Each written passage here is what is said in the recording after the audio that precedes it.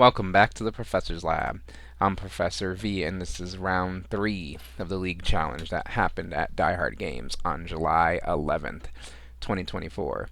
If you didn't know, Die Hard League happens every Thursday at 6 p.m. Central, featuring casual and tournament play of whatever format everyone wants. More info in the description. League Cup, Saturday, July 20th. 11 a.m. Central at Die Hard Games, and check out Pokemon's event locator for premiere and other events at the shop, such as League Challenges, League Cups, and pre-releases, and more. Please hit that like button right quick, subscribe to this channel, ring the bell for notifications, say what you need to say in the comments, and all that other good free stuff. But anyways, let's research this game that I started recording late. This is like the right player's turn 2 or something. I did get a little interview with the players when I started recording as to what went down. So this is a Professor's Lab exclusive where I'm going to let the players speak for themselves. I used guidance. This turn. Was able to up a little bit. I attached turn 1. Just so when you're looking back, you know. Yeah, I'll try to remember. Turn 1 was literally just attach, pass, bench Miraidon. And then his turn, he kind of popped off, nest ball for Miraidon, tandem unit, attached, electric generator, rescue board. My next turn. Oh man, no attack. Darn it. That was the one I came up with. Yeah, you started with this, unfortunately. Yeah, so yeah, no choice. I attached, I nest ball for Greninja, Pokestop, use guidance. Alright. Thank you. Maybe not in that order, but it's just like, I was going through this. Okay, now that we have heard from the players there, a little recap, we'll go ahead and jump right into this game and keep this PTCG action going. Action is on the right hand side, the Miraidon side here. They attach a energy to the active Iron Hands EX and pass. Ouch. Yeah, it has that rescue board on it, but that only gives -1 to the retreat cost, and Iron Hands has like 3 or 4 as the retreat cost, so not enough there. Things are passed back over to our ancient player who plays a Pokegear 3.0, looking at the top 7 cards, trying to find that Professor Sada's Vitality or any other supporter, I guess, but nothing could be found here, so all the cards are just shuffled back up. And next is the Pokestop. Reveal the top, or discard the top 3 cards of the deck, and then you may put any item cards you discarded in that way into your hand. Looks like Sada's Dark Energy and something else that wasn't an item card hit the discard pile. But not the worst thing here in this ancient deck, as you want ancient cards in the discard pile to fuel that Roaring Moon Vengeance Fletchling attack. The Flutter Mane is put onto the bench here. We have a number of ancient cards in the discard pile already. Next is Professor Sada's Vitality, that was already in hand. That supporter has you accelerate from the discard pile a basic energy to 2 of your ancient Pokemon in play, and then draw 3 cards. So that Miraidon gets an energy, the Flutter Mane gets an energy, the active Roaring Moon is already powered up with a ancient booster energy capsule on it, giving it plus 60 HP, I think. Yeah, and can't be affected by special conditions. Now the 3 cards will be drawn off of that Professor Sada's Vitality here. And let's see what else our ancient player can do. Another ancient booster capsule attached to the bench Miraidon, buffing its HP.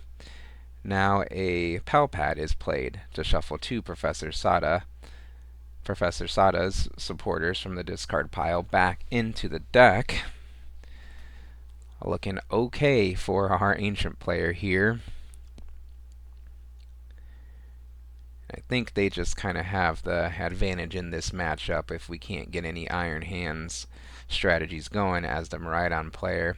So Vengeance Fletchling will finish up the KO on the active Iron Hands EX, taking the first 2 prizes of the game.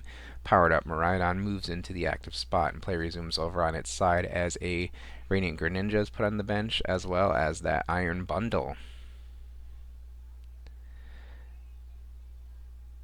And Miraidon uses its Photon Blaster 220, and Miraidon cannot use that attack on the next turn. If it moves to the bench, moves back into the active spot, it does reset that effective attack. But for now, it can't attack next turn. Miraidon takes the first prize card on their side of the game. Fluttermane moves into the active spot, and play resumes over on its side. Now let's see how our Ancient player can respond. They're going to start things off with a Super Rod to shuffle back into the deck from the discard pile. Looks like a couple of Roaring Moon and a Darkness Energy. Yep, that goes back into the deck.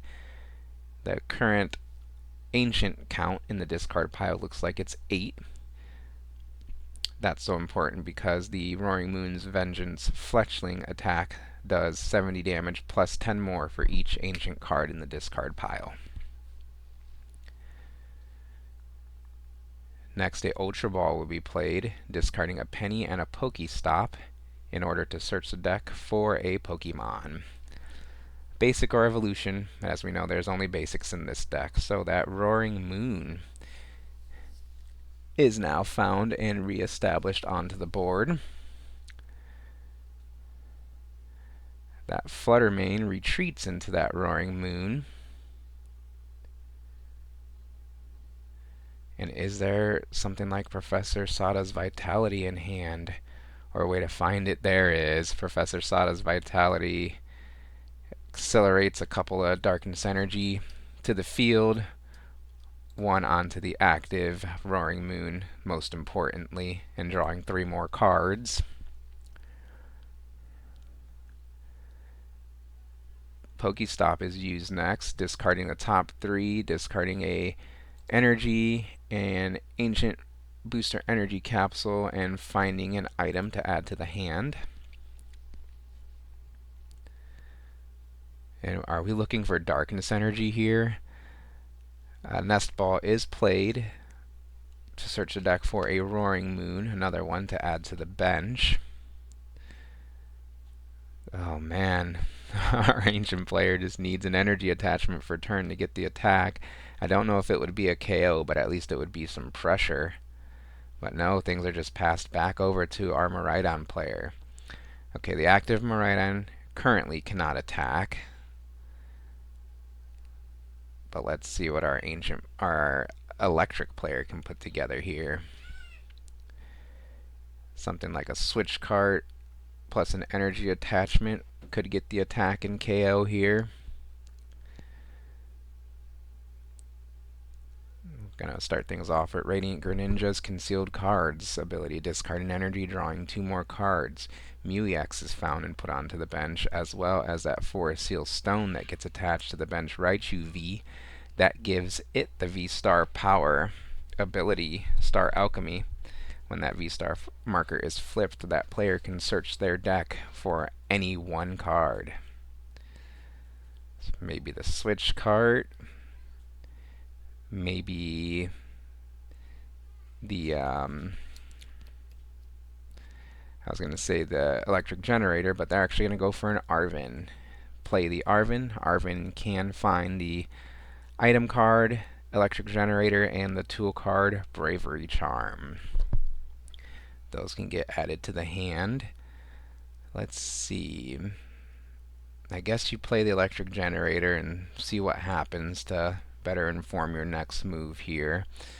Also just depends on what's in hand, but we're going for the Electric Generator. That item card has you look the top 5 cards of the deck, and you can attach up to 2 lightning energy you find there to your bench lightning Pokemon in any way you like. So we're looking for the double attachment. We found it. 2 lightning energy accelerated from the deck thanks to that powerful item card that you can play 4 of. They both go on to the Miraidon, I think. That's on the bench. Yep. So now an energy in hand means an attack for a turn, as the Bravery Charm is put onto that bench Miraidon, giving it plus 50 HP. Next, a Super Rod is played. to shuffle back into the deck some resources from the discard pile. Iron Hands EX and a couple of Lightning Energy are the targets of that Super Rod. They go back into the deck. Now, do we have Lightning Energy to attach for turn? Maybe we'll have to try to draw it off of Muse Restart here. 2 cards in hand, so only 1 card can be drawn currently off of Muse Restart.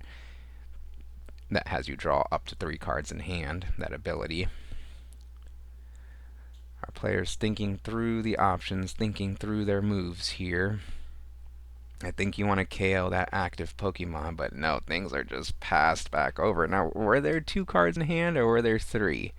I'm going to go back in time for a second to see if I can get a count. It looks like there's just 2.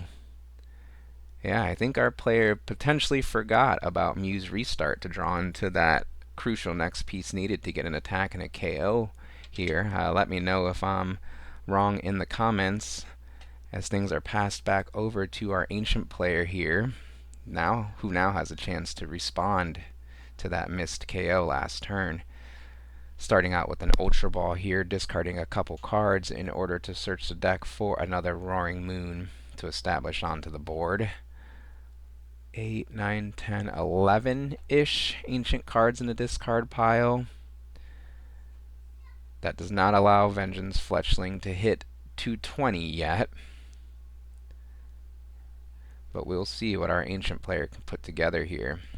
There's still a Pokestop to be used as well. That gets fired off next. Okay, another ancient card to the discard pile with that Great Tusk. Earthen Vessel goes to the hand. Pokestop to the discard pile, of course. Earthen Vessel can be played, and that's another ancient card in the discard pile. We're seeing that now. Okay, discarding another ancient card, the Roaring Moon, to bring out a Fighting and a Darkness Energy from the deck to the hand. Now, what's our ancient count?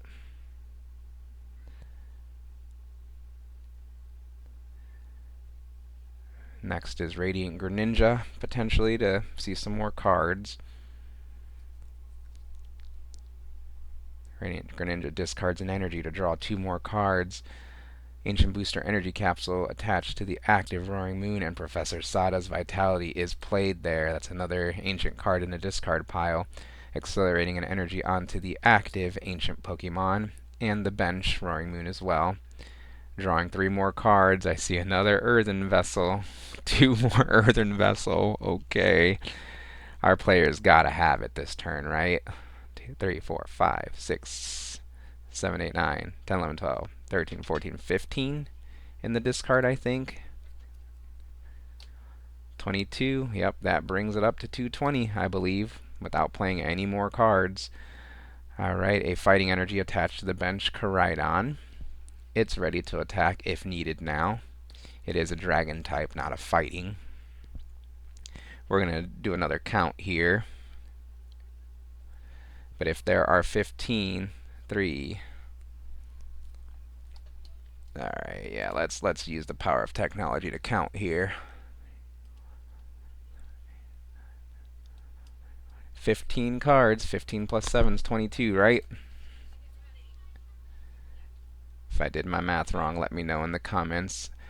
Earthen Vessel now getting more ancient cards in the discard pile, thinning more cards from the hand and the deck, and making winning more likely. Vengeance Fletchling here for more than enough to take the KO on the opposing Miraidon. The bravest Miraidon moves into the active spot to take its place, and play resumes over on its side. Our ancient player showing that they have potential win in hand. Energy plus boss's orders the next turn. Disrupt my hand or lose. That's basically what's going on there. I believe the single prize ancient deck does have a positive matchup into the Miraidon deck anyways. It's just classic 2-prizer versus 1-prizer. 1-prizer advantage there. Boss's orders being used now to bring the Radiant Greninja into the active spot, a potential desperation stall play.